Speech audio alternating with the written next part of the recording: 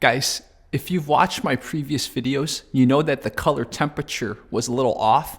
So I corrected the color temperature, but today I'm in a different room and now the lighting's off, as in the direction of the lighting. I tried to put the window over here, but the problem is the whiteboard is there, so it's too bright behind me. Long story short, this is a work in progress, I promise you guys. I'm gonna have the lighting perfect in the future. So, you looked at the title and you're wondering, what am I gonna talk about? So, for those of you who've ever lived near DC or been to DC, there's a plaza called the Freedom Plaza. Now, I don't know its exact address because it's been a while since I've been there, but it's a wide space. And if it's a wide space and it's a nice day, what can you do? You can put on performances. So, at this point in my life, I was part of a Kung Fu school, a Wushu school, that was obsessed with demos, the coach called it, obsessed with putting on performances. One, it raises the publicity of the school, and by proxy, it can get more students and more money for the coach, right? But, the coach had ambitions. She wanted to grow the sport. She wanted to grow her own brand. Us students were the minions, right? It got to the point where eventually we were doing so many performances that nobody wanted to do it anymore. But getting ahead of myself, let's talk about this one. At this point, everyone's still really down to do the performances. They were fun. You get to meet people. You get to show off your dance moves thinking you're something more, right? So this was the summer of 2002. Yes, summer of 2002. And DC Freedom Plaza. Beautiful day. And we were doing Wushu performances.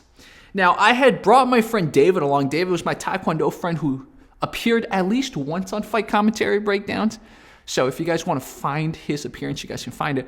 But I would bring him along sometimes to these Kung Fu performances. He was a good friend. He supported me. And during this performance, it was like maybe twice we performed. And there were different sections, right? There was a beginner section. I was in the advanced section for whatever that means. But anyways, first of all, let's give the vibe, right?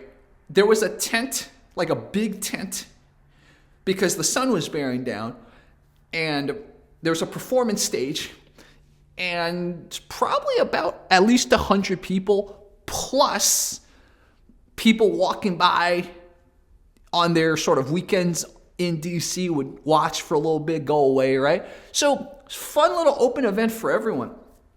Now, the problem with being in the tent is, one, it blocks your view.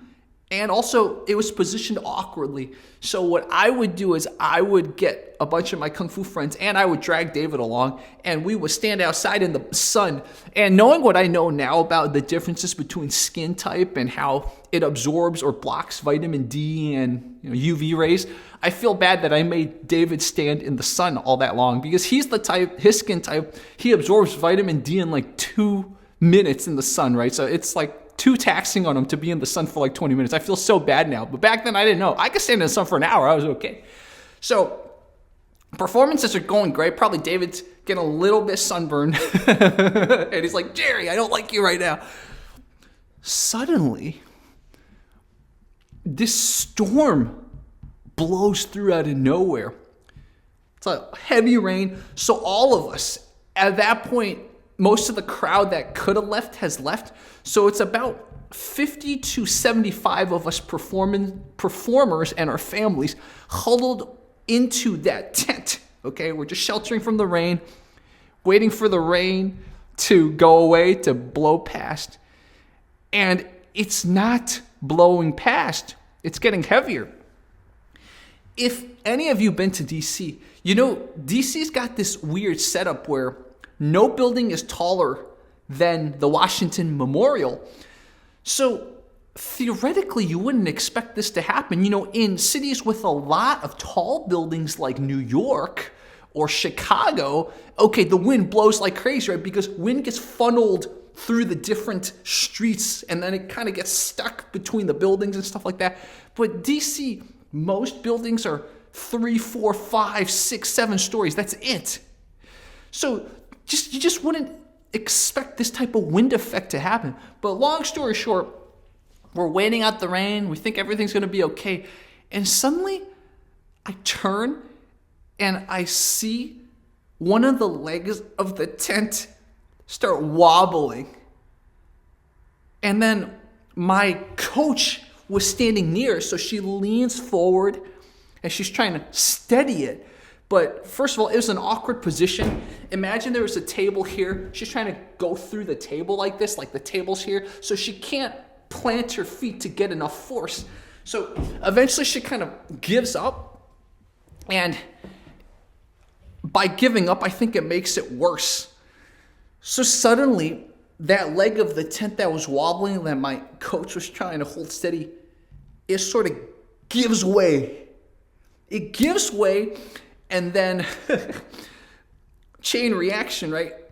One of the supports of the tent is now off, and now another leg gives way. And this time, a lot of people are standing near the leg, right? So it's like 4 people trying to hold on to it, trying to keep it from flying.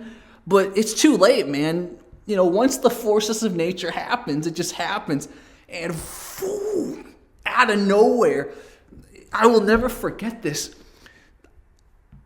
In about the span of 3 seconds, I see like 4 people trying to grab this other leg of the tent to keep it steady, to suddenly the tent's flying over us. And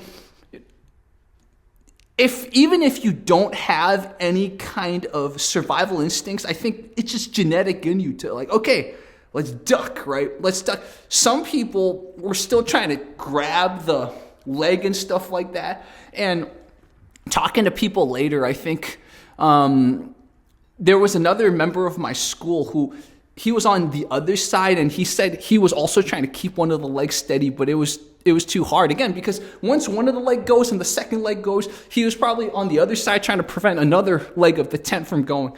Long story short, I already get down, right? And as I'm getting down, I hear my dad shout in Chinese. He's like, get down, you know, because in a panic, you revert to what you know. And my dad spoke Chinese for many more years of his life than English. So he's shouting, get down. And, you know, I don't just get all the way down. I sort of put the chair I was sitting on kind of above me. So my thought is, okay, if the tent somehow falls down, the chair is going to shelter. You know, like the shelter drills that you do back in like the Cold War, man. I was like, I would have been good at that. So my friend David was with us, right? But David doesn't speak Chinese at the time. So David doesn't understand what my dad's trying to say. And while all this happening, David also goes and tries to like control one of the tent legs. And of course, you know, the force of the wind, everything is too much. So he told me he went for the leg. Thank goodness he was smart about it. He had both his hands in front, and the force was so much, it smacked his own hands into his forehead. Hopefully he didn't get a concussion. If he did get a concussion, we didn't know. So David, comment, I hope you didn't get a concussion from that. But at least it was this and not the pole hitting his head. My mom, she actually got a bruise because she didn't get down in time. So probably around the time that David was trying to get to the leg and, you know, went like this, and then the pole flew probably this way. It hit my mom a little bit. It grazed my mom's head, thank goodness, because if it hit my mom directly on, she would have gotten knocked out. So it grazed my mom, but it caused enough of a bruise. And the entire tent, okay, this entire tent got blown, completely airborne, and it got blown a block away, and it landed on the building in front of the makeshift stage. Crazy thinking about the force of nature. And at this point, we're all soaked, right? We're all soaked. We're like, what just happened? It's amazing when you're under a tent, there's no rain, and some of the tent gets removed, and it's like a big storm. You're completely soaked. We're like, what the heck just happened? And what's really crazy is like, within 2 minutes, the rain's gone. It's like, rain, couldn't you have like just stopped there, you know, like insult to injury. But Yeah, quite a few people were hurt, man. The police came and everything. The ambulances came. I remember I saw one senior, like old lady. She was on the ground. You can tell, like, she definitely got hit directly in the head. So she was a little concussed and she was on the ground. They were checking to see if she's okay. And then I remember all the local news has covered it. Since it's a weekend, right? On the weekends, there's not as much news crew as during the weekdays. So they only did, like, most news networks only did like a 25 to 30 second soundbite on it. But like I saw some of the B-roll and like there were people carried off in stretchers, different types of injuries. You know, some people trying to escape the tent probably fell in the rain. You know, some people got hit by the tent or got hit by the legs of the tent. So yeah, it was pretty scary. It was pretty scary. David always loved to joke. He's like, yeah, David was like, Jerry, you kept saying your dad was telling everyone to get down, but he said it in Chinese, and I didn't understand Chinese at the time, so I felt so bad that, you know, David didn't get the message. But again, I'm glad David was okay, even though he had a close call with one of the legs of the tent. So I'm sure we ought to get OSHA on this, right? For those of you who don't know what OSHA is, what does OSHA stand for? Safety and health or something? They look at the safety standards of everything. You know, a tent should be able to withstand a little bit of a wind. Again, I don't know how big the wind gust was, but to tell you the truth, it didn't feel like it was enough to lift that tent up, which now makes me think maybe the tent wasn't put in properly. Like, you plant the tent legs in the ground, maybe someone messed something up there. So maybe that's what actually happened. Or it could have been the tent was just not built correctly. It wasn't up to code, so to speak. So, man, I hope you guys can get the picture. Imagine 50, 75 of us under the tent. Suddenly one of the legs gets uprooted, and within the span of 10 seconds, all the legs get uprooted. People are fighting to keep the legs down. And then, you know, the entire tent gets blown a block and it gets stuck on the next building. I was trying to find the news reports. Unfortunately, this happened before YouTube, or else people would have saved videos. So I even thought about calling the local stations to ask for an archive. I know they have it in their tape decks, but man, that image of the entire tent that sheltered 75 people completely stuck on the face of a building nearby. It's crazy. So this storm ended this Wushu performance. No more performances afterwards, right? It was time to call it quits. It's ridiculous. Ooh, man. It's crazy because before that, like, I could have totally just made a video talking about some of the other funny things. Like a guy I won't talk about that, shout out Matthew Lee and I knew, he was pretending to do drunk kung fu, you know, drunken boxing. A lot of you guys who watch kung fu movies. So he was trying to pretend to be drunk, and he held a root beer. It was like a root beer, but it looked like a beer bottle, and he purposely covered up the root so it looked like beer, and he was like pretending to be doing drunken fighting, and he did that and almost bumped into a cop. And the cop gave him a look, and I was like, dude, you didn't see the cop? You almost bumped into the cop. The cop gave you a look like he was going to kick your butt. So a moment of situational awareness, right? Like, one of my issues that both Matthew and I had with this guy is that sometimes he wasn't situationally aware like that. Like, he was being funny, but he didn't notice there's a cop nearby, and he was doing drunken boxing. He almost hit the cop. So, like, if it weren't for this crazy storm, I could have told a completely different story of, oh, there was a kung fu performance and there were some funny moments. Like, before us intermediate advanced Wushu people did the performance, they had the beginners do the performance, and it didn't translate to the stage. It ended in like a minute, and there was like nothing flair about it. So like the entire audience just kind of stood there like, oh, this was it? And all of them kind of got off there like, Jerry, that was the most pathetic performance. Why were we in it? Like, these were things we could have expanded on, talked for minutes about, but instead the storm shadowed the whole performance.